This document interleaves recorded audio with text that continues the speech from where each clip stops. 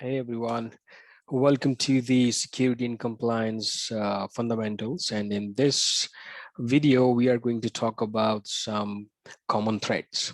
Common threats like data breach, dictionary attack, ransomware, disruptive attacks, and Trojans, worms, exploits, rootkits. They're like so many kind of different attacks or threats that you need to be aware of. It's not a single kind of attack that you need to put something in your system and it will take care of it. There's so many various kind of attacks, and we are going to talk about some common threats as per our syllabus. So let me quickly share my screen so that it will capture your memory, and then we'll go one by one through the screen. Okay. All right. Hope you can see my screen now, right? So let me start. Now, okay, I'm not sure whether you guys are seeing my screen or not, but let me do this again. Yes. Oh, it was already shared. All right, thank you. So these are all the common threats that I was talking about. The very first is the data breach. Now, data breach, as the name says, it is the breach of your data, or your data is stolen. Okay, it could be done by any means. If you remember, there used to be a lot of phishing attack. Even now, you might have got email from your organization, like, do not open those kind of emails, and this one is flagged as a phishing email. So there are different means like phishing, spear phishing, tech support scam. As the name says, it goes like that. SQL injection and malware, which are like designed to steal passwords or bank details. So there is data breach. Hope you would have an idea now, because this is a fundamental exam, so we do not need to go in the very deep.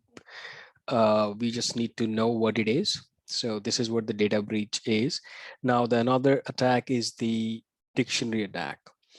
You can also call it like brute force attack, where the attacker or hacker tries to steal the identity by trying a large number of passwords and the username or the known username, maybe, because we tend to like, everybody can guess the username. For example, if you belong to any organization, the first dot last name at the xyz.com. So guessing username is pretty easy for the hackers as well, and you can even lose your username easily. So they try to get the passwords, and that's what the dictionary attack is. Then we have the ransomware attack. Now, this was very much in public, like last year, or maybe last year, where what the hackers were doing, they were just encrypting your data. They're not stealing anything. They're just encrypting your data. They are putting some kind of malware which could encrypt your files and folders and asking money so that you could access your data. Once hacker will encrypt your data, even you would not be able to access your data. You have your data with you, but it's in encrypted form.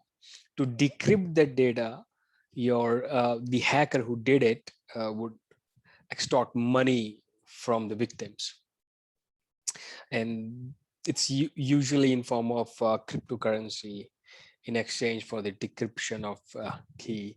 So those kind of attacks were the ransomware. Now we have the disruptive attacks. As you can understand, it's disrupting the service, or disrupting the, for example, you have some kind of application like facebook.com, or like, guess any application, xyz.com.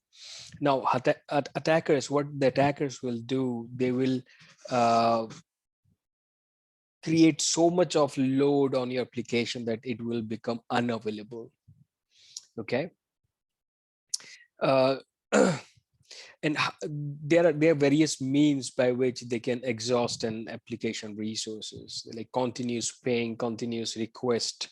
uh, there are like certain tools as well that they can utilize and attack your application. For example, they are legitimate user. For example, you and me, we go to xyz.com, we browse, and we are okay with it, and we'll get out of the website. What the hackers will do, they keep on sending requests to the applications to exhaust the application resources so that it would not be available. That's how they are disrupting the services. And you must have heard of distributed denial of service. DDoS is one kind of disruptive attack. All right, now there is one more, which is known as rootkits, which in rootkits is something which will change the standard operating system process. Once your devices gets infected by this kind of uh, threat or attack, then you cannot trust anything that your device tells you. Trojan, we have heard of Trojan a lot, even if you have seen the movie Troy.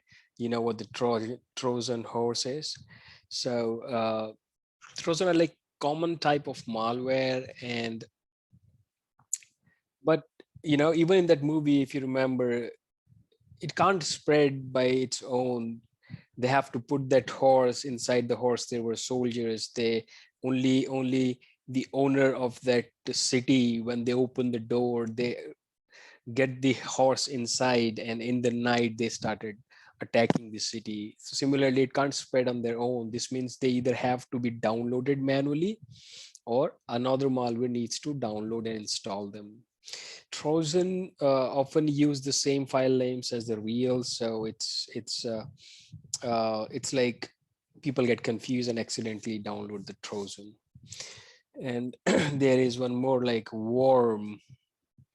It is also a type of malware that can copy itself and often spreads through a network by exploiting security vulnerabilities.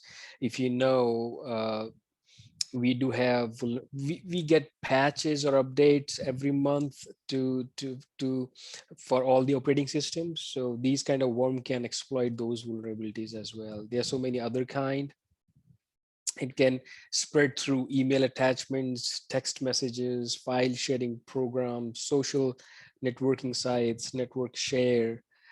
There are many ways, but only if you have the vulnerability, only then it could hurt you or impact you or make the situation worse for you. Then we have the exploits. Exploits take advantage of vulnerabilities in software. Okay, it is again the kind of worm, but a vulnerability. Let me put it this way. Vulnerability is like a hole in your software that malware uses to get into your device. Malware exploits these vulnerabilities to bypass a computer security safeguards and infect your device. So it is more like hand in hand. Worm is getting in the vulnerability and exploiting the person who owns this, right? So you can put it this way. So they're calling it exploits. These are the main types of attacks, which is as per the security and compliance fundamentals.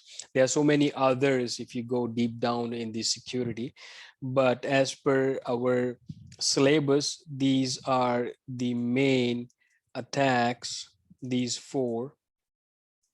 We know what data breach is. We understood the brute attack. We understood the ransomware, where there is encryption in the files. Disrupt is like DDoS attack. These are just the common examples I mentioned here. So I'm pretty sure you will not hear anything in your exam about these four, but you might get a question regarding like encryption, but the hacker demands the money to decrypt. So what kind of this ransomware? And for somebody's trying to get into your maybe virtual machine by trying a lot of passwords, could be dictionary attack, could be in that category. Same for the DDoS attack. For example, they might ask what Azure provides to prevent from DDoS attack. They're like basic DDoS and standard DDoS. Standard is the paid version and basic is the free, those kind of questions. So this is all about the common threats, and these are the common threats that we talked about. Hope this would be really helpful, and thank you for watching. Let's meet in another video. Till then, take